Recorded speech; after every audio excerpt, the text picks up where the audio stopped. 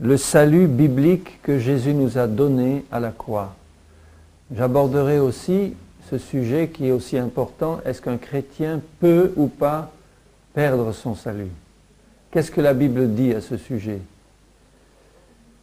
Mais d'abord, qu'est-ce que la Bible dit sur le salut lui-même? Qu'est-ce que c'est que ce salut? En quoi il consiste? Qu'est-ce qu'on peut dire par la parole de Dieu en ce qui concerne le salut? Alors, j'ai pris de nombreuses références, je ne les lirai peut-être pas toutes, mais je les indiquerai toutes parce qu'il y en a une foule qui parle du salut. Du premier verset au dernier de la Bible, tout nous est donné pour annoncer d'avance ce qu'il y a dans le salut de Dieu donné par Christ. Alors d'abord, le premier point, c'est que le Seigneur nous a acquis par Jésus-Christ un salut complet et total. Christ est mort sur la croix pour nous, et quand il a dit « tout est accompli », ça veut dire qu'à l'instant où il mourait sur la croix, il était en train de nous racheter par son sang de tous nos péchés. Il était en train de racheter les péchés du monde entier par son sacrifice à la croix. Et il est dit qu'il a porté dans son corps sur le bois les péchés de l'humanité tout entière. Il a porté le châtiment qui revenait sur nous pour que nous soyons délivrés de la perdition éternelle à laquelle nous étions condamnés. Donc ça c'est le premier point. Jésus nous a acquis un plein salut à la croix. Plein salut, ça veut dire que ce salut touche à notre esprit, à notre âme. C'est l'esprit qui est changé le premier par la nouvelle naissance.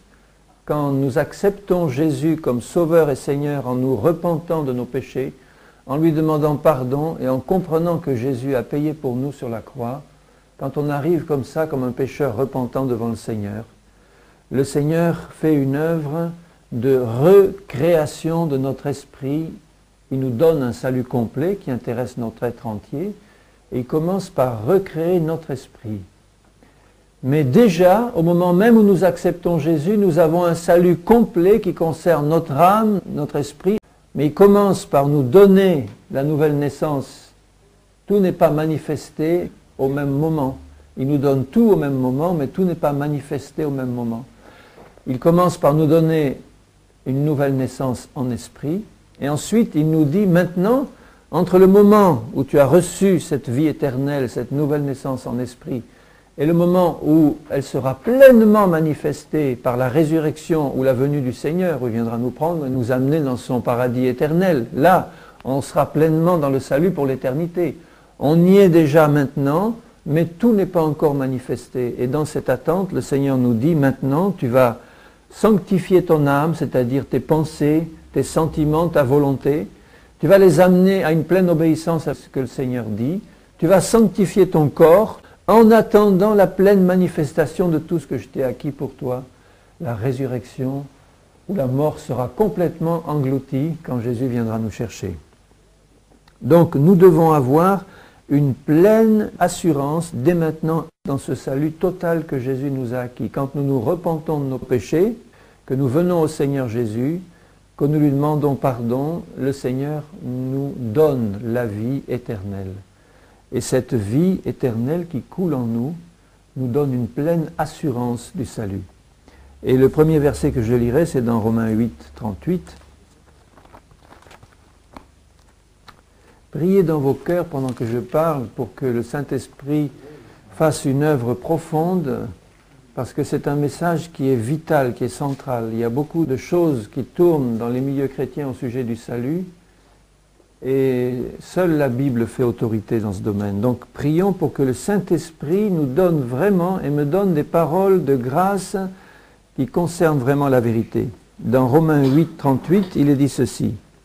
« Car j'ai l'assurance que ni la mort, ni la vie, ni les anges, ni les dominations, ni les choses présentes, ni les choses à venir, ni les puissances, ni la hauteur, ni la profondeur, ni aucune autre créature ne pourra nous séparer de l'amour de Dieu manifesté en Jésus-Christ notre Sauveur. » Rien ne peut m'enlever cette assurance d'un salut complet que Jésus m'a donné. Rien ne peut me séparer de l'amour de Christ. Rien ne peut m'arracher de la main de Jésus-Christ. si je marche comme le Seigneur veut que je marche jusqu'au bout. Amen. Mais si je fais ce que le Seigneur me demande, après avoir reçu un plein salut par grâce, le Seigneur me demande de marcher dans la foi et dans l'obéissance, en attendant son retour. Et tant que je marche dans la foi et dans l'obéissance, rien ne peut m'enlever l'assurance d'un salut parfait qui sera pleinement manifesté ce jour-là. Et c'est cette confession que Paul dit, j'ai l'assurance. Donc nous pouvons dire, si Dieu dit dans sa parole, nous pouvons aussi dire, j'ai l'assurance que rien ne me séparera de l'amour de Christ manifesté en Jésus-Christ. Rien, rien de rien. Si ce n'est ma propre volonté, mais ma volonté, je l'ai mise au service du Seigneur. Seigneur, je t'aime et je veux marcher avec toi jusqu'au bout et tu m'y aideras. Donc cette pleine assurance nous est donnée si, 1, nous commençons par nous repentir de tous nos péchés.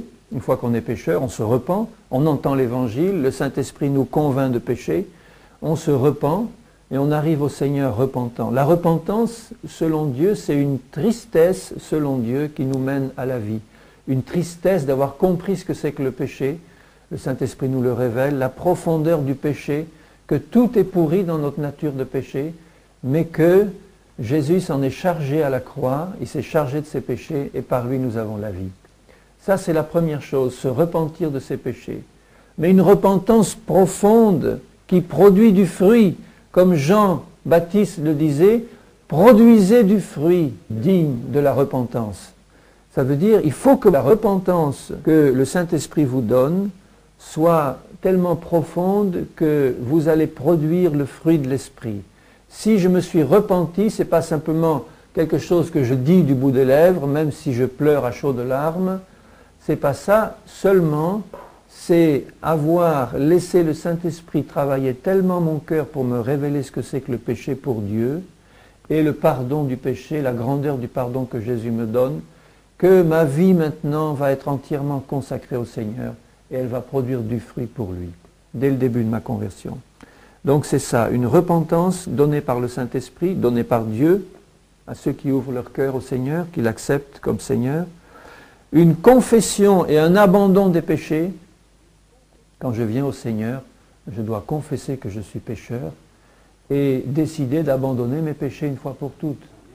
Et demander pardon au Seigneur pour recevoir son pardon. Je demande pardon et je reçois le pardon complet de Dieu sur tous mes péchés. Tout ce que j'ai commis jusqu'à ce jour où je demande pardon. Jésus a payé d'avance pour tous mes péchés, passés, présents et futurs. Mais au moment où je me convertis, il va me donner un plein pardon effectif sur tous les péchés que j'ai commis jusque-là. Les autres, je recevrai le pardon après, bien qu'il me l'ait déjà donné en Christ. Donc, confession et abandon des péchés, demander et accepter le pardon de Dieu. Et ça, c'est important parce qu'il y a des chrétiens qui ont du mal à accepter un plein pardon de Dieu. Même quand ils ont confessé leurs péchés, ils reviennent souvent 36 fois pour reconfesser les mêmes péchés, alors que Dieu a entendu dès la première fois.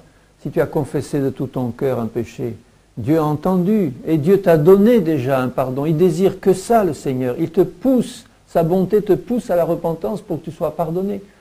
Donc dès que tu as confessé ce péché, il faut que tu reçoives le pardon que Dieu te donne. Et ça, c'est important. Ensuite, tu passes par le baptême d'eau, tu reçois le baptême dans le Saint-Esprit, un baptême de feu et du Saint-Esprit, tu consacres entièrement ta vie au Seigneur et tu es disciple de Jésus. À partir de là, Jésus te demande de persévérer dans 4 choses. L'enseignement des apôtres, c'est-à-dire l'enseignement de la parole. Et si je fais ça en persévérant jusqu'au bout, j'entrerai pleinement dans les cieux, dans le plein salut que Dieu m'a déjà donné en Christ, si je persévère jusqu'au bout.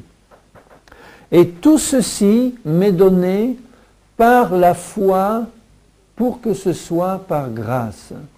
C'est le mot même que le Seigneur emploie dans sa parole, dans Romains 4, verset 6.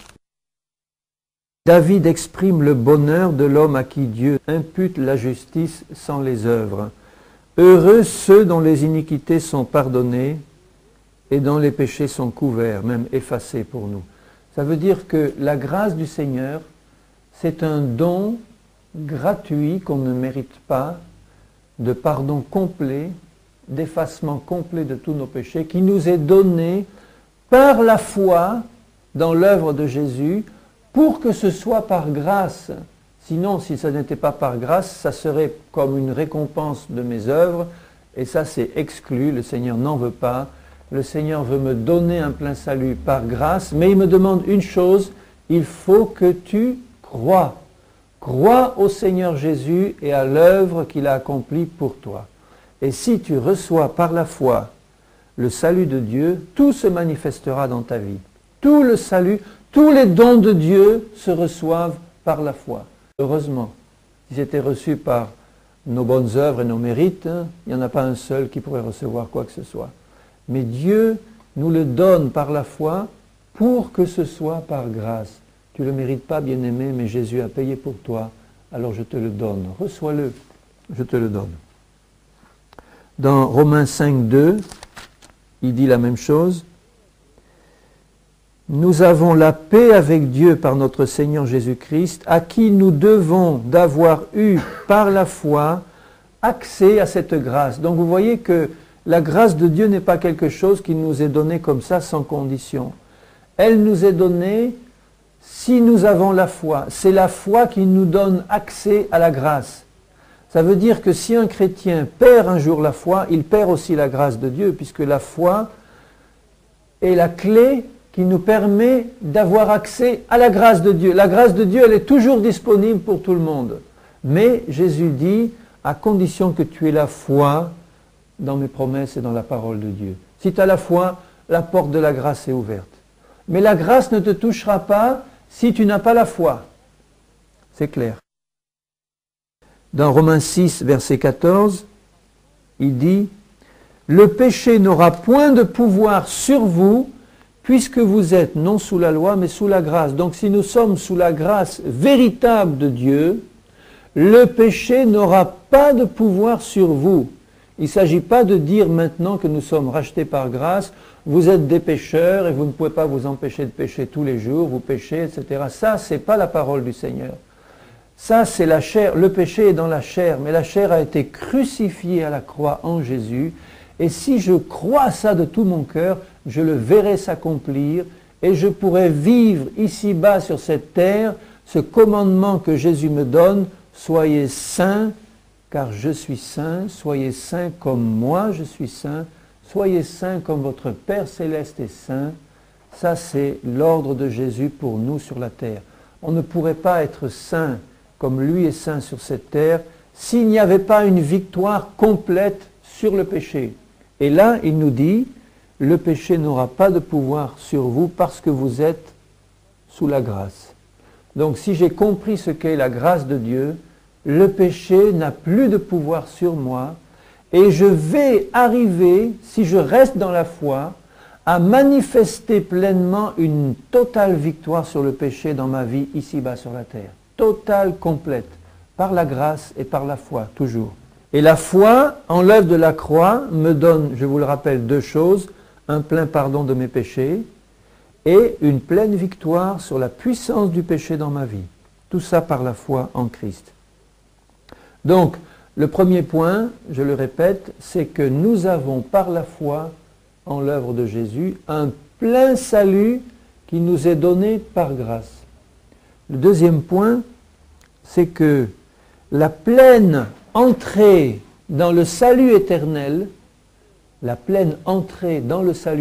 on a dès maintenant un salut éternel, on a dès maintenant la vie éternelle, mais je ne suis pas encore entré dans le paradis, où Jésus n'est pas encore venu me chercher. Donc la pleine entrée dans ce salut ne me sera acquise que si je respecte certaines conditions que la parole de Dieu me donne. Et tout ça par la foi. Ce n'est pas par mes œuvres, c'est tout par la foi. La première des choses, c'est que dans Romains 8, 24, puisque vous êtes dans Romains, vous tournez juste la page, il est dit, Romains 8, 24, c'est en espérance que nous sommes sauvés. Au verset 23, il disait, nous soupirons en attendant la rédemption de notre corps. Donc ça, c'est pas encore fait. Nous soupirons en attendant la pleine manifestation du salut, ma pleine entrée dans le paradis, où là, ça y est, je vais pleinement respirer. C'est en espérance que nous sommes sauvés. Mais rappelez-vous que la foi, c'est la ferme assurance des choses qu'on espère. Ça ne veut pas dire qu'on n'a pas encore le salut, de dire que c'est en espérance que vous êtes sauvés, on l'a. Mais cette espérance doit être attachée à la foi, ou la foi doit être attachée à l'espérance. Je suis sauvé en espérance, à condition que je garde la foi.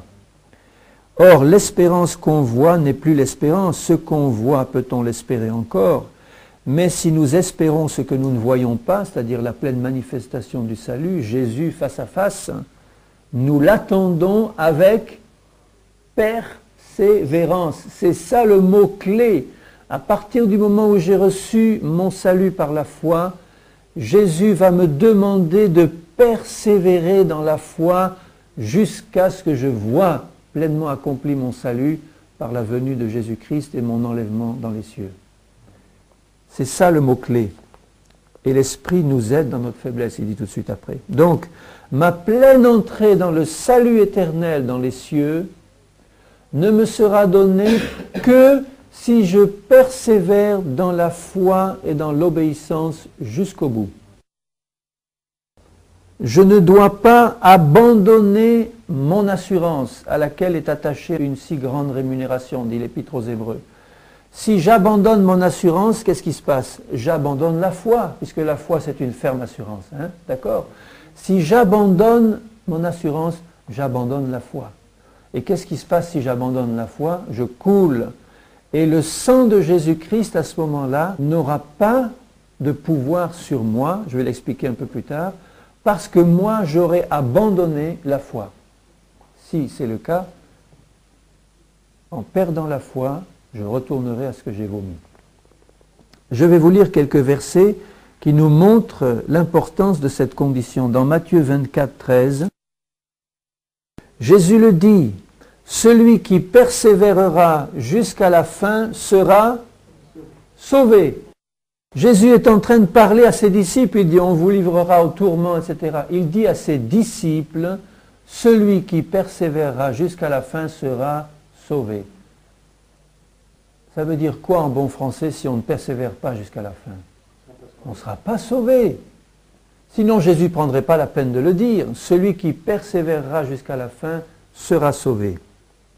Dans Luc 21, 19, Jésus encore dit à ses disciples, par votre persévérance, vous sauverez quoi? Vos âmes. Il ne parle pas du corps. Il dit par votre persévérance. Il ne parle même plus de son œuvre à la croix. Pour lui, il sait qu'il va l'accomplir, que c'est uniquement par son œuvre à la croix qu'on est sauvé. Mais ma foi qu'il me donne en plus va me permettre de persévérer jusqu'au bout. Et il me dit là, par ta persévérance, tu sauveras ton âme. C'est lui qui a sauvé mon âme. Mais c'est par ma persévérance que j'entrerai dans ce salut. Ça ne peut pas être plus clair. Dans Romains 2, 7, verset 6 d'abord. Dieu rendra à chacun selon ses œuvres, réservant la vie éternelle à ceux qui, par la persévérance à bien faire, recherchent l'honneur, la gloire et l'immortalité. Quand nous sommes disciples de Jésus, c'est ça que nous cherchons, l'honneur, la gloire et l'immortalité du salut. Mais, il le dit, Dieu réserve tout cela à ceux qui, la vie éternelle, il dit, il réserve la vie éternelle à ceux qui, par la persévérance à bien faire, ce n'est pas les bonnes œuvres, bien faire, c'est persévérer à rester dans la foi et dans l'obéissance. Et si je reste dans cette persévérance, la vie éternelle m'est pleinement assurée. Dans 2 Timothée 2, 12, « Si nous persévérons, nous régnerons aussi avec lui. Si nous le renions, lui aussi nous reniera. » Il parle à des chrétiens. Si nous persévérons, nous régnerons avec lui. si nous le renions, est-ce qu'à ce moment-là, Jésus dit, mais t'inquiète pas, le salut que je t'ai acquis et que tu as confessé dès ta conversion, c'est bon pour toi, rien ne peut plus t'arriver. Il dit, si nous le renions, donc c'est possible qu'un disciple renie le Seigneur, c'est arrivé, ça arrive encore malheureusement, si nous le renions, lui aussi nous reniera. Si Jésus renie quelqu'un qui avait d'abord accepté Jésus comme sauveur, ça veut dire que son entrée dans le ciel n'est plus assurée. Dans Hébreux 6, versets 11 et 12, « Nous désirons que chacun de vous, chrétiens, il nous parle donc, que chacun de vous montre le même zèle pour conserver jusqu'à la fin une pleine espérance. » Et la pleine espérance, c'est celle qui s'appuie sur la foi. « En sorte que vous ne vous relâchiez pas et que vous imitiez ceux qui, par la foi et la persévérance dans la foi, héritent les promesses. » Et notamment la promesse de la vie éternelle. Je l'ai reçue, la vie éternelle, dès le premier jour de ma conversion, mais Jésus me dit, tu dois persévérer si tu veux hériter pleinement ça, le voir de tes yeux et y entrer, tu dois persévérer jusqu'au bout. Il nous dit ce qui arrive à ceux qui n'ont pas persévéré, dans Hébreux 6, verset 12, en sorte que vous ne vous relâchiez pas. Donc la condition, si on se relâche, c'est qu'on ne va pas pouvoir imiter ceux qui héritent les promesses par la foi et la persévérance. Maintenant, le Seigneur nous dit, si tu es né de nouveau, tu reçois la vie éternelle. Et 1 Jean nous dit, dans 1 Jean 3, verset 9, « Quiconque est né de Dieu, c'est celui qui est né de nouveau, quiconque est né de Dieu ne pratique pas le péché, parce que la semence de Dieu demeure en lui, et il ne peut pécher parce qu'il est né de Dieu. C'est par là que se font reconnaître les enfants de Dieu et les enfants du diable. » Alors ce n'est pas une impossibilité absolue. Il est toujours possible qu'on pêche, et ça nous arrive de pécher. Mais ce qu'il dit là, il explique dans la première partie de ce que j'ai lu, « Quiconque est né de Dieu ne pratique plus le péché. » Ça veut dire qu'il ne retombe plus de manière permanente dans les mêmes péchés pour y rester. Ça, c'est la marque de ceux qui se sont vraiment repentis. Ça ne veut pas dire que, notamment au début de la vie chrétienne, vous savez ce que c'est au début de la vie chrétienne, on n'a pas encore tout compris, on n'a pas encore tout reçu, on ne sait pas encore bien les choses, on a besoin de renouveler ses pensées, etc. On a besoin de recevoir l'enseignement de la parole, donc on a des hauts et des bas, on a des faiblesses et même après. Mais il nous dit là, en tout cas, si tu es né de Dieu, tu as reçu dans ton cœur une vie qui te fait dégoûter, haïr le péché. Et si tu pêches, tu es profondément attristé, tu ne peux plus supporter ça, tu ne pratiques plus le péché. C'est ça qui te fait reconnaître comme enfant de Dieu. Mais on peut pécher par faiblesse de la chair, parce qu'on n'est pas encore bien fort. C'est toujours possible ça. Alors, ça ne veut pas dire que quand un chrétien naît de nouveau, il commet un péché par faiblesse, qu'il perd aussitôt son salut. Ça, c'est de l'enfantillage de dire ça. On ne va pas avoir son salut quand on confesse Jésus. Au premier péché, on le perd. On demande pardon, on retrouve le salut. On refait un péché, on perd son salut. Ce n'est pas ça du tout que la Bible enseigne. Donc il ne faut pas faire dire à la Bible ce qu'elle ne dit pas. Quand on pêche en tant qu'enfant de Dieu, on commence par perdre la communion avec Dieu. Elle est coupée parce qu'on a attristé le Saint-Esprit. Et c'est pour cela que immédiatement le Saint-Esprit veut nous convaincre en tant qu'enfant de Dieu qu'on a péché, pour qu'on puisse confesser ses péchés au Seigneur, demander pardon, recevoir le pardon, être lavé par le sang de Jésus et repartir sur le bon chemin qui monte jusqu'à la vie éternelle. Vous voyez, c'est ça que Dieu veut. On ne pratique pas le péché, on peut pécher par faiblesse, mais immédiatement le Saint-Esprit nous pousse à nous repentir, c'est-à-dire confesser son péché, demander pardon, recevoir le pardon, être lavé dans le sang de Jésus, retrouver la communion avec Dieu et repartir. Repartir, repartir. Aussi souvent qu'il est nécessaire de le faire, confessons nos péchés, recevons le pardon de Dieu et avançons sur ce chemin. Le problème par exemple, de Simon. Je vais vous lire un cas où il est montré ce que quelqu'un a fait après avoir été converti, dans Acte 8. Et c'est important parce que il ne s'agit pas simplement de confesser son péché en disant à Dieu, Seigneur, je reconnais que j'ai péché. C'est pas suffisant, je reconnais que j'ai péché. Mais il faut que je prie immédiatement pour recevoir le pardon de Dieu. Ça va ensemble. Dans Acte 8, Simon était un magicien, mais il a écouté l'évangile et il est dit au verset 13, Acte 8, 13, Simon lui-même crut et après avoir été baptisé, il ne quittait plus Philippe et voyait avec étonnement les miracles et les grands prodiges qui s'opéraient. Jésus a dit que pour devenir son disciple, il faut faire deux choses. Si tu crois au Seigneur Jésus et si tu es baptisé, tu seras sauvé. Crois et sois baptisé. Il le dit dans Marc 16. Si tu veux la vie éternelle, tu crois et tu reçois le baptême. Donc là, Simon avait rempli les deux conditions qui pouvaient faire de lui un chrétien. Simon crut et il fut baptisé. Il est devenu disciple de Jésus. Mais tout de suite après, il commet un gros péché. Tous les péchés sont des péchés qui sont désagréables au Seigneur. Mais il y en a qui sont particulièrement attristants pour le Seigneur. Et là, le péché que Simon commet, c'est qu'il veut acheter à prix d'argent le pouvoir de faire descendre le Saint-Esprit en imposant les mains à ceux qui le demandaient. Ça, c'est quelque chose d'horrible parce que ça prouve qu'il n'avait rien compris à la grâce de Dieu. Rien ne s'achète avec Dieu, tout est un don gratuit. Et il avait donc le cœur tordu, bien qu'il fût disciple de Jésus. Il avait encore le cœur tordu. Alors regardez ce que Pierre lui dit au verset 20. Mais Pierre lui dit, que ton argent périsse avec toi, puisque tu as cru que le don de Dieu s'acquérait à prix d'argent. Il n'a pas compris la grâce de Dieu, lui. Pourtant, il était disciple. Il n'y a pour toi ni part ni lot dans cette affaire, car ton cœur n'est pas droit devant Dieu. Est-ce qu'il lui dit, contente-toi de confesser ton péché, ça suffit, puisque Jésus a tout pardonné, tu l'as accepté comme sauveur, maintenant tous tes péchés sont automatiquement pardonnés. Non, il lui dit, repens-toi de ta méchanceté et prie le Seigneur pour que la pensée de ton cœur te soit pardonnée. C'est pas clair ça?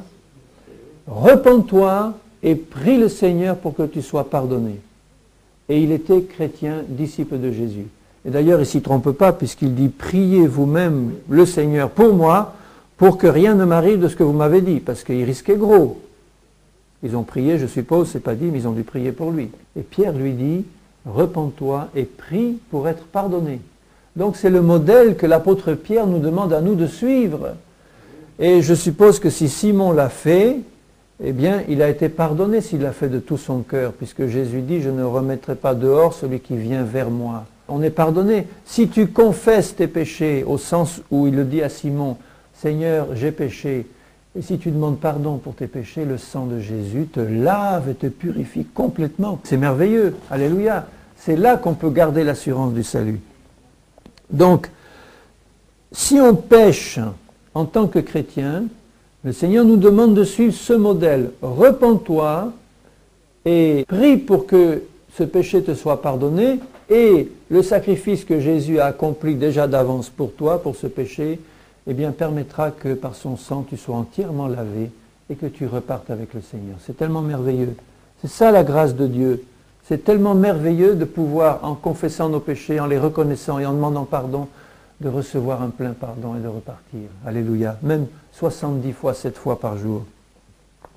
Tandis que si on pêche en tant que chrétien, sans se repentir et sans demander pardon pour ses péchés, à ce moment-là, qu'est-ce qui se passe? On ne perd pas tout de suite son salut. Mais on quitte le bon chemin et on commence à mettre le pied sur le mauvais chemin qui descend vers la perdition. Et le problème, si on ne se repent pas, si on n'abandonne pas son péché et si on ne demande pas pardon, le problème à ce moment-là, c'est que plus on va avancer dans le temps et plus on va s'endurcir parce qu'on a refusé d'écouter la voix du Saint-Esprit qui nous dit « repens-toi ». change, demande pardon et reviens là où tu as quitté le bon chemin pour revenir sur le chemin étroit qui mène à la vie éternelle. Tu as commencé à mettre le pied dehors, vite, la bonté de Dieu me pousse à la repentance pour pouvoir remettre le pied sur le droit chemin. Tandis que si je ne confesse pas mon péché, si je ne demande pas pardon au Seigneur et si je ne reçois pas immédiatement son pardon, à ce moment-là, on met le pied sur le mauvais chemin. Et si on persévère cette fois dans le mauvais chemin, le cœur s'endurcit de plus en plus. Et à ce moment-là, on risque de tomber dans la perdition éternelle. Mais tant qu'il y a de la vie, je dirais, il y a de l'espoir. Parce que le Saint-Esprit est toujours là pour me convaincre de péché, pour me faire revenir en arrière. Je vais vous citer quelques versets maintenant où l'apôtre Paul et d'autres montrent qu'il est possible pour un chrétien de se détourner de la bonne voie pour s'engager sur la mauvaise. Dans Galates 1,6, « Je m'étonne que vous vous détourniez si vite de celui qui vous a appelé par la grâce de Christ pour passer à un autre évangile. » Tu te rends compte? Un autre évangile. Est-ce qu'un autre évangile peut nous sauver?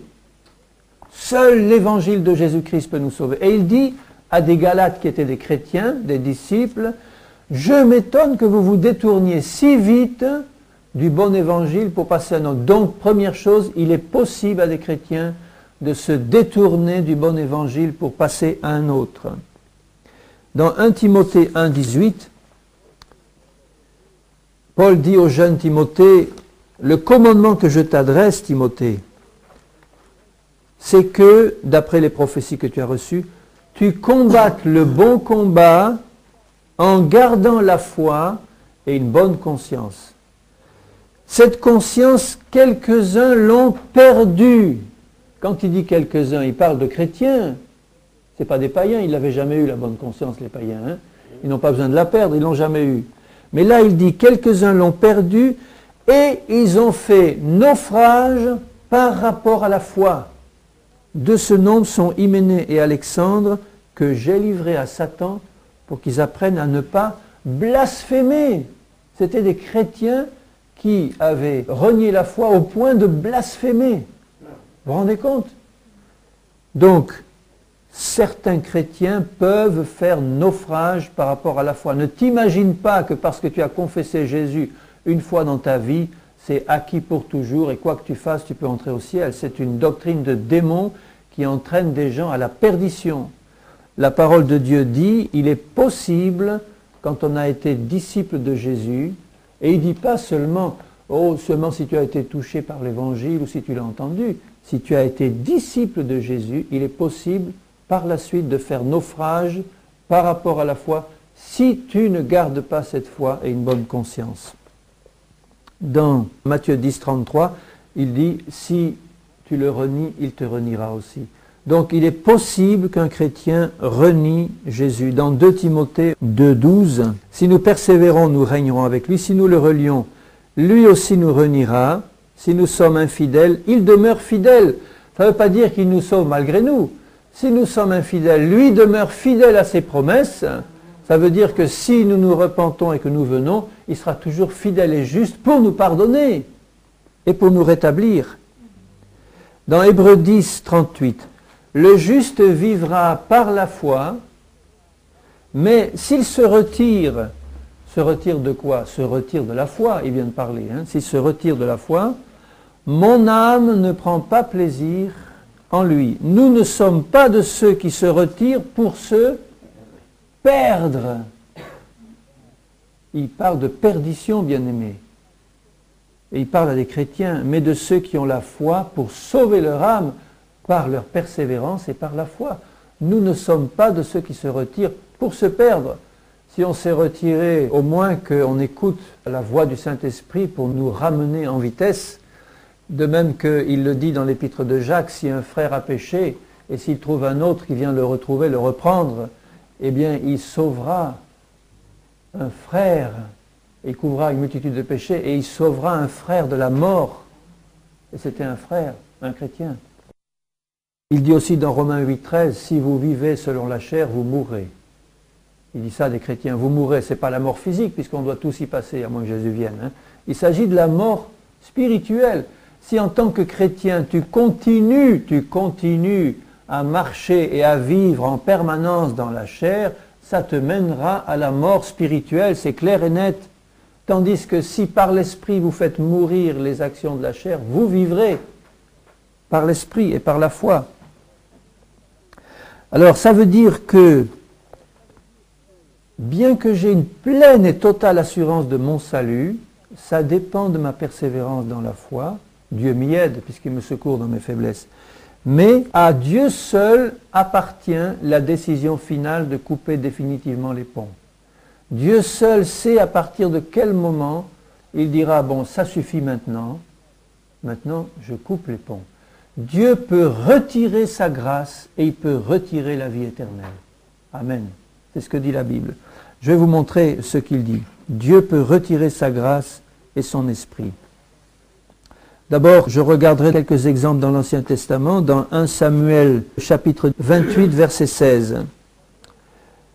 Samuel dit à Saül, « Pourquoi donc me consultes-tu, puisque l'Éternel s'est retiré de toi et qu'il est devenu ton ennemi ?» Alors, nous savons qu'ils n'étaient pas sous la Nouvelle Alliance, mais les choses de l'Ancienne Alliance sont un enseignement pour nous chrétiens, comme il est dit dans 1 Corinthiens 10. Tout ce qui est arrivé aux Hébreux dans le désert, c'est pour vous servir d'exemple à vous chrétiens. Ce qui est arrivé à Saül montre que ceci peut arriver, puisqu'on verra des versets dans le Nouveau Testament, que c'est arrivé que Dieu se retire, il s'est retiré de Saül. Pourquoi ? Parce que Saül a été désobéissant. Il n'a pas persévéré dans l'obéissance. Dans Juges 16, 20, il est dit, à propos de Samson, Samson a été revêtu de manière puissante de l'Esprit de l'Éternel. Son problème, c'est qu'il aimait trop les femmes qui l'ont perdu. Et il dit au verset 20 du chapitre 16, Juge 16, « Il perdit sa force » et à la fin du verset, « Il ne savait pas que l'Éternel s'était retiré de lui. » Vous vous rendez compte ? Il ne savait pas. Il ne s'était même pas rendu compte. L'Éternel s'était retiré de lui. S'était coupé la chevelure, mais enfin en fait c'est qu'il avait désobéi et à cause de sa désobéissance, l'Éternel s'est retiré de lui. Ésaü dans Hébreux 12, verset 14, Hébreux 12, 14. « Recherchez la paix avec tous et la sanctification, sans laquelle nul ne verra le Seigneur. Veillez à ce que personne ne se prive de la grâce de Dieu, la vraie grâce, à ce qu'aucune racine d'amertume poussant des rejetons ne produise du trouble et que plusieurs n'en soient infectés. » Il parle à des chrétiens. L'Épître aux Hébreux, ça s'adresse à des chrétiens. « À ce qu'il n'y ait ni impudique, ni profane comme Ésaü. » Donc, il parle de quelqu'un qui était dans l'Ancien Testament, Ésaü, mais il s'adresse à des chrétiens pour leur dire « Attention, ce qui est arrivé à Ésaü, ça peut vous arriver à vous aussi, puisque c'est un exemple que je vous donne. Donc faites attention qu'il n'y ait parmi vous aucun impudique, ni aucun profane comme Ésaü, qui pour un mets vendit son droit à l'aînesse. Vous savez que plus tard, voulant obtenir la bénédiction, il fut rejeté, quoiqu'il la sollicita avec larmes, car son repentir ne put avoir aucun effet. » Bien aimé, c'est sévère ce qu'il nous dit là. Pourquoi ? Parce que Ésaü était un homme charnel et toute sa vie, il a rejeté la grâce de Dieu et il a refusé d'obéir au Seigneur. Donc Dieu a été très patient avec lui. Il n'a pas été rejeté à la première peccadille ou au premier péché ou même au deuxième ou au troisième. Mais il a été rejeté après toute une vie de désobéissance. Il était arrivé au point de non-retour. Il est même dit quelque part dans la parole, Dieu a aimé Jacob, qui pourtant n'avait pas que des qualités. Dieu a aimé Jacob et il a haï Ésaü. Pourquoi ? Parce qu'Ésaü était un homme qui se moquait de Dieu, qui méprisait la parole, qui désobéissait au Seigneur et qui n'a pas voulu marcher et rester dans l'obéissance. Et s'il avait fait comme son frère Jacob, qui était plein de défauts, plein de problèmes, mais qui aimait le Seigneur et qui voulait la bénédiction et qui voulait avancer, Dieu l'aurait aidé et Dieu l'aurait fait rentrer dans son salut. Et là, il dit, faites attention, qu'il n'y en ait personne parmi vous, chrétiens, comme lui. Vous savez ce qui lui est arrivé? Voulant avoir la bénédiction, il se l'est vu refuser, son repentir n'a pu avoir aucun effet, bien qu'il le sollicita avec larmes. Ça veut dire qu'il n'a pas pu avoir la vraie repentance qui mène au salut. Il a fait comme Judas, qui s'est repenti, mais qui allait se suicider. S'il avait vraiment reçu le pardon de Dieu, il ne se serait pas suicidé. S'il avait vraiment reçu le pardon. C'est l'un des deux qui est appelé dans la Bible le fils de perdition avec l'Antichrist, Judas. Jésus a dit, Père, je te prie que pas un ne se perde et pas un ne s'est perdu, sinon le fils de la perdition, Judas. Il s'est repenti, il a regretté, mais ce n'était pas une vraie repentance qui mène au salut. Il n'a pas reçu le pardon de Dieu. Et Dieu lui aurait pardonné s'il avait vraiment eu cette repentance dans le cœur. Mais ce n'était pas le cas. Donc, il est possible que Dieu retire sa grâce et son esprit, y compris dans le Nouveau Testament. On peut donc, premièrement, 2 Corinthiens 6.1, on peut donc avoir reçu la grâce de Dieu en vain. C'est le mot même qui est employé ici dans 2 Corinthiens 6.1. Il parle à des chrétiens de Corinthe. Puisque nous travaillons avec Dieu, nous vous exhortons à ne pas recevoir la grâce de Dieu en vain. Il est possible de recevoir en tant que chrétien la grâce de Dieu en vain. Alors, comment peut-on recevoir la grâce de Dieu en vain? C'est abandonner la foi et désobéir au Seigneur. À ce moment-là, la grâce de Dieu n'agit plus parce qu'on a quitté la foi. C'est clair, frères et sœurs? Amen. Dans Galates 5.4, il dira même encore plus. Galates 5.4, il est possible pour un chrétien d'être déchu de la grâce. Vous êtes séparés de Christ, vous tous qui cherchez la justification dans la loi, dans une loi quelconque, ils avaient quitté la foi, quoi. Vous êtes déchus de la grâce. Pour nous, c'est de la foi que nous attendons par l'Esprit, l'espérance de la justice. Il parle à des chrétiens et il leur dit, chrétiens, attention, si vous quittez la foi, et si vous allez sur un autre terrain que la foi, les œuvres, n'importe quoi, vous êtes déchus de la grâce et vous êtes séparés de Christ. Et si vous restez dans cet état, qu'est-ce qui va se passer à votre mort? Vous allez mourir dans vos péchés et vous ne verrez pas le salut de Dieu. Est-ce qu'on peut déchoir de la grâce, être séparé de Christ et voir le salut? Non. Être déchu, vous savez, quand un roi est déchu, il était sur le trône et il est déchu. Ça veut dire qu'il y était avant sur le trône et maintenant il n'y est plus, il est tombé. Déchu, ça veut dire tomber. Vous êtes déchu de la grâce. La grâce de Dieu n'est opérante que si je reste dans la foi. Et même dans Hébreux 10, 29, encore plus loin, au verset 26 d'abord, il parle à des chrétiens, si nous péchons volontairement, ce n'est pas encore une fois une faiblesse de la chair dans laquelle on s'est laissé aller et dont on peut se repentir. Mais là c'est autre chose. Si nous péchons volontairement après avoir reçu la connaissance de la vérité, il le dit dans un autre passage du livre des Hébreux, ce sont ceux qui sont allés loin avec le Seigneur, qui ont goûté aux choses de l'Esprit. Dans Hébreux 6, il le dit, ceux qui ont eu part à la vie céleste, au don de l'Esprit, à la vie profonde avec Dieu et qui n'ont pas persévéré, qui ont chuté. À ce moment-là, il est impossible qu'ils soient de nouveau amenés à la repentance. Et ici, il dit, si nous péchons volontairement après avoir reçu la connaissance de la vérité, il ne reste plus de sacrifice pour le péché, mais une attente terrible du jugement et l'ardeur d'un feu qui dévorera les rebelles. Il dit nous, il ne dit pas eux, ceux du monde de l'extérieur. Il parle à des chrétiens et il dit si nous, chrétiens, nous péchons volontairement, et si on y reste là-dedans, bien sûr, si on ne se repent pas, à ce moment-là, il ne reste plus qu'une attente terrible du jugement.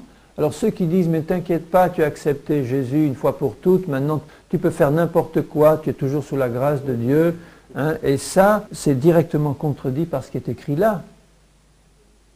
Et il dit, celui qui a violé la loi de Moïse meurt sans miséricorde. Verset 29. De quel pire châtiment pensez-vous que sera jugé digne celui qui aura foulé aux pieds le Fils de Dieu, qui aura tenu pour profane le sang de l'alliance par lequel il a été sanctifié, il parle bien de chrétiens, qui a été sanctifié par le sang de l'alliance. Sanctifié, c'est pas rien, c'est justifié, lavé, pardonné de tous ses péchés, et qui aura outragé l'esprit de la grâce. Donc il ne s'agit pas simplement là de recevoir la grâce de Dieu en vain ou d'être déchu de la grâce, c'est quelqu'un qui a outragé l'esprit de la grâce en foulant aux pieds le sang de l'alliance et le Fils de Dieu. C'est une chose terrible que de tomber entre les mains du Dieu vivant. J'ai compté que dans toute la Bible, il y a près de 250 fois écrit des versets qui commencent par « si du moins, pourvu que, si vous faites cela ou si nous faisons cela ». 250 fois où la Bible dit « si vous faites cela, moi Dieu je ferai cela ». Et en particulier à propos du salut. Pourvu que, si du moins, alors je ne vais pas relever les 250 versets, mais j'en ai choisi juste quelques-uns, et ils sont tous dans le Nouveau Testament, pour vous montrer qu'il ne s'agit pas des choses de l'Ancienne Alliance, mais des choses de la Nouvelle Alliance, et uniquement des choses qui se rapportent au salut. Parce que je voudrais que ce soit clair dans votre esprit, à la fois l'assurance d'un salut complet, et ce qui peut nous arriver si nous abandonnons cette assurance, pour que nous marchions dans la crainte réelle de Dieu. Pas la frousse, mais la crainte du Seigneur. Dans 1 Corinthiens 9, 27, Paul dit « Je traite durement mon corps et je le tiens assujetti, de peur d'être moi-même rejeté après avoir prêché aux autres. » Le grand apôtre Paul, il dit ça. Il parle d'être rejeté par Dieu, comme Dieu a rejeté Saül, comme Dieu a rejeté Ésaü. Il dit « Je traite durement mon corps » parce qu'il sait que c'est son corps qui risque de le faire pécher, ses yeux, son regard, sa chair. Je traite durement et je le tiens soumis à la loi de l'esprit, de peur d'être rejeté. Dans 1 Corinthiens 15, verset 2, il dit ceci, au verset 1 d'abord, « Je vous rappelle, frères, l'évangile que je vous ai annoncé, que vous avez reçu, dans lequel vous avez persévéré, et par lequel vous êtes sauvés, si vous le retenez tel que je vous l'ai annoncé. Autrement, vous auriez cru en vain. » C'est pas clair ça? Il le dit, vous avez été sauvés par l'évangile que je vous ai annoncé, mais attention, à condition que vous le reteniez jusqu'à la fin, tel que je vous l'ai annoncé. Si donc tu passes à un autre évangile, tu reçois la perdition. Dans 2 Corinthiens 5, 3, tout ça c'est à des chrétiens qu'il dit. Au verset 2, 2 Corinthiens 5, 2, nous gémissons dans cette tente, c'est le corps, nous gémissons, désirant revêtir notre domicile céleste. Si du moins, encore un si du moins nous sommes trouvés vêtus et non pas nus, vêtus de la justice des saints. Nu, ça veut dire qu'on n'a plus aucune justice dessus, puisque le vêtement blanc, c'est la justice des saints. Si du moins nous sommes trouvés par Dieu vêtus de sa justice et pas nus. Dans Colossiens 1, 23, d'abord 21, 22, et vous, c'est les chrétiens de Colosse, qui étiez autrefois étrangers et ennemis par vos pensées et par vos mauvaises œuvres, il vous a maintenant réconciliés par sa mort dans le corps de sa chair, pour vous faire paraître devant lui saint, irrépréhensible et sans reproche, si du moins vous demeurez fondés et inébranlables dans la foi, sans vous détourner de l'espérance de l'évangile que vous avez entendu. Ça veut dire que si tu ne le fais pas, bien-aimé, tu n'entreras pas dans le salut. Le si du moins, il ne faut pas l'enlever de la parole de Dieu. Si du moins, ça veut dire si tu respectes du moins cette condition-là, que tu restes inébranlable dans la foi. Et la foi, c'est encore un don de Dieu qu'on reçoit par sa grâce. Mais il faut y rester dedans. Dans Hébreux 3, verset 6, Christ l'est comme fils sur sa maison. Fidèle, hein? Christ est fidèle comme fils de Dieu sur sa maison. Et sa maison, la maison de Christ, c'est nous, pourvu que nous retenions jusqu'à la fin la ferme confiance, vous voyez toujours la foi, la ferme confiance et l'espérance dont nous nous glorifions. C'est pourquoi le Saint-Esprit dit, si vous entendez sa voix, n'endurcissez pas vos cœurs comme au jour de la révolte. Ça veut dire que ne t'amuse pas à te révolter et à désobéir à Dieu parce que ça endurcit ton cœur. Et ne persévère pas dans la rébellion si jamais tu t'y es engagé. Parce que le si du moins t'amènera à la perte. C'est grave, c'est sérieux. Dans Hébreux 3, 14, un peu plus loin, il dit « Nous sommes devenus participants de Christ. Amen, amen, alléluia. Je suis devenu participant de Christ. Pourvu que nous retenions fermement jusqu'à la fin l'assurance que nous avions au commencement. » Il en parle encore de l'assurance de la foi. Vous voyez que tout ça, ce n'est pas par nos œuvres, c'est par la foi.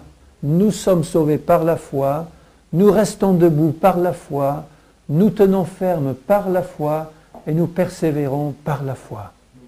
Amen. Jusqu'au bout. Pourvu que nous gardions jusqu'à la fin, jusqu'au retour béni du Seigneur ou jusqu'à la mort, mais jusqu'à la fin, que je garde la foi. Et s'il m'arrive comme Pierre de sombrer parce que j'ai regardé autour de moi, j'ai quitté de yeux Jésus, il a coulé. Qu'est-ce qu'il a fait? Tout de suite, il a dit « Seigneur, sauve-moi » Et Jésus l'a pris par la main et l'a relevé.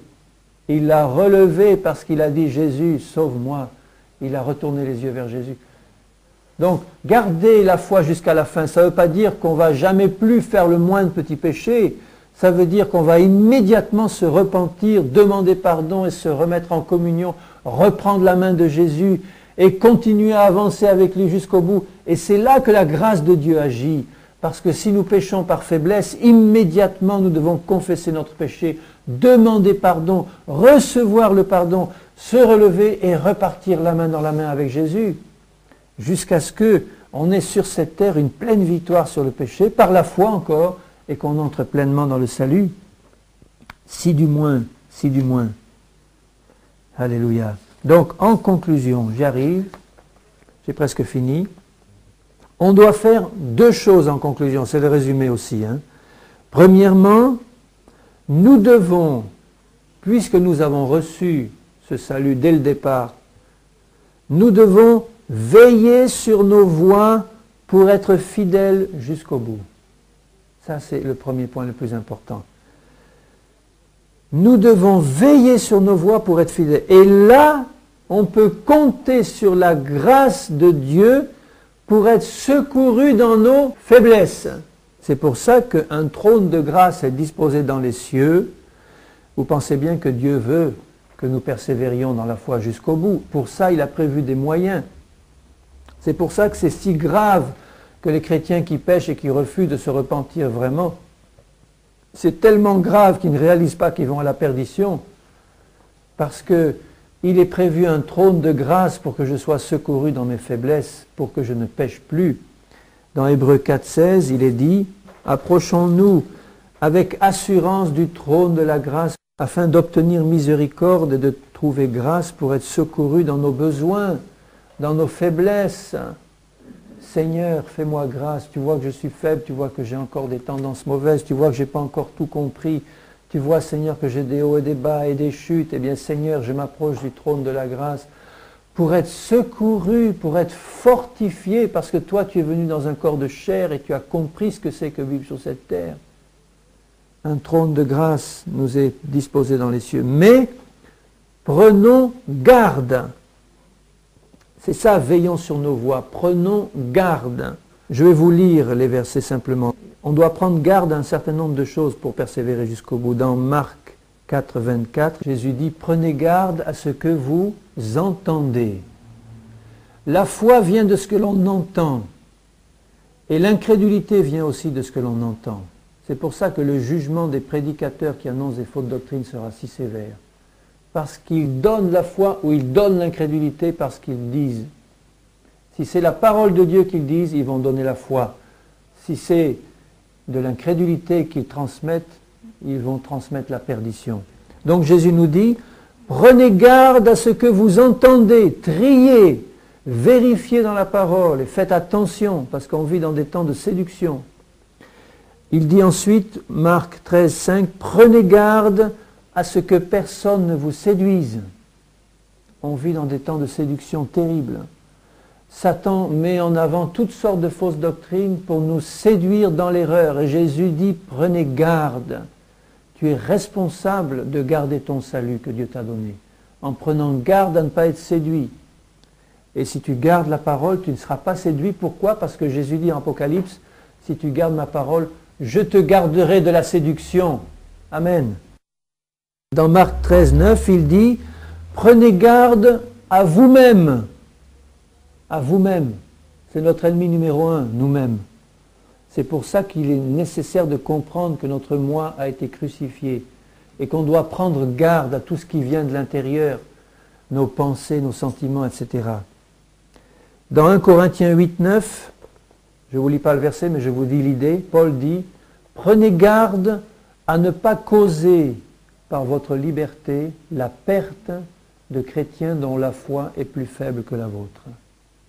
Et il dit la perte, tu causerais la perte d'un frère par ta liberté si tu le fais pécher, toi qui es libre de manger des viandes consacrées aux idoles, si tu le fais librement alors que devant toi tu as un chrétien qui est faible et tu vas le pousser à en manger alors qu'il n'est pas dans la foi et sa conscience va être souillée et tu vas provoquer la perte d'un frère par ta liberté. Donc il dit prends garde à ta marche et fais attention, regarde autour de toi les chrétiens qui sont faibles et fais attention de ne pas être une pierre d'achoppement par ta liberté. Et dans Hébreux 3.12, il dit enfin, prends garde à ne pas avoir un cœur mauvais et incrédule. Il parle à des chrétiens, des cœurs mauvais et incrédules comme les Hébreux dans le désert, qui ont tenté Dieu par leur désobéissance et qui sont morts dans le désert.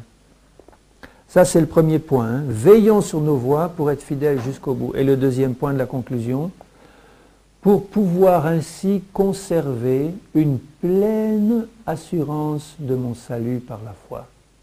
Une pleine assurance est possible. Je n'ai aucune crainte de perdre mon salut, bien-aimé. J'ai la crainte de Dieu et j'ai la crainte de m'écarter du droit chemin. Parce que je sais que si je le fais, je risque gros. Mais je n'ai pas peur de perdre mon salut parce que je me confie en Dieu, je veux lui obéir, je veux qu'il change ma vie, je veux qu'il change mes sentiments, mes pensées, je veux qu'il me rende ferme et inébranlable jusqu'au bout. Il connaît le désir de mon cœur et je n'ai pas peur de perdre mon salut. On ne perd pas son salut comme on perd son portefeuille. On perd son salut si on décide de rester sur la mauvaise voie. Et dans 2 Pierre 1,11, il nous dit ceci, je vous le lis. C'est ainsi en effet que l'entrée dans le royaume éternel de notre Seigneur et Sauveur Jésus-Christ vous sera pleinement accordée. C'est ainsi comment? Et il dit, au début il le dit, faites tous vos efforts pour joindre à la foi, à la vertu, etc., à un certain nombre de qualités. Donc si je fais mes efforts, ce n'est pas des bonnes œuvres, ça veut dire que Seigneur, tu sais que ma volonté, elle est à ton service, et je vais moi serrer les dents pour avancer contre vent et marée, même s'il n'y en a qu'un qui doit rester, Seigneur, là où je suis, eh bien ça sera moi. Je vais serrer des dents et avancer en gardant mes yeux fixés sur toi, faire mes efforts pour avancer dans la bonne direction, comme Paul dit, courez dans la voie qui vous est offerte. Un coureur, il fait de l'effort, il veut atteindre le but. C'est ça. C'est ainsi que la pleine entrée dans le royaume éternel te sera accordée. Et dans 1 Thessaloniciens 5, 23, que le Dieu de paix vous sanctifie lui-même, tout entier, et que tout votre être, l'esprit, l'âme et le corps, soient gardés irréprochables lors de l'avènement de notre Seigneur Jésus-Christ. C'est celui qui vous a appelé est fidèle et c'est lui qui le fera. C'est lui qui le fera si du moins je reste attaché à Christ et si je reste dans la foi. Vous voyez, ce qui est formidable, c'est que si je reste attaché au Seigneur et à sa parole, si je continue à la sonder pour la mettre en pratique, qu'est-ce qui va se passer? Le Seigneur, lui, qui est tout-puissant, il va me garder, il va me transformer intérieurement, et c'est lui qui fera manifester dans ma vie toutes ses promesses, parce que moi je suis resté dans la foi. C'est Dieu qui le fera, c'est Dieu qui va me garder, c'est Dieu qui va me garder debout, c'est Dieu qui va me garder de la séduction, c'est Dieu qui va tout arranger dans ma vie pour que j'entre pleinement dans ce salut éternel. C'est lui qui le fera si moi je reste dans la foi qu'il me donne. Amen. Alléluia. Seigneur, ma prière, c'est que ces paroles restent gravées dans nos cœurs parce que c'est ta parole. Je veux pour ma part te louer du plein salut que tu nous as donné en Christ, un salut merveilleux, éternel, un salut glorieux que tu nous as acquis à grand prix par le sang de Jésus. Et Seigneur, j'ai confiance en toi pour que tu me gardes jusqu'à ce jour merveilleux et glorieux où tu viendras me chercher. Seigneur, j'ai confiance en toi pour que tu me gardes aussi debout, pour que tu fasses pénétrer ta parole en moi, pour qu'elle produise du fruit abondant pour ta gloire, une pleine victoire sur toute la puissance du péché, une vie de sainteté à la gloire de ton nom. C'est toi qui le feras pour tous mes bien-aimés, pour tes enfants qui veulent vraiment marcher avec toi, Seigneur. Et je t'en rends grâce de tout mon cœur au nom de Jésus. Amen. Amen. Alléluia.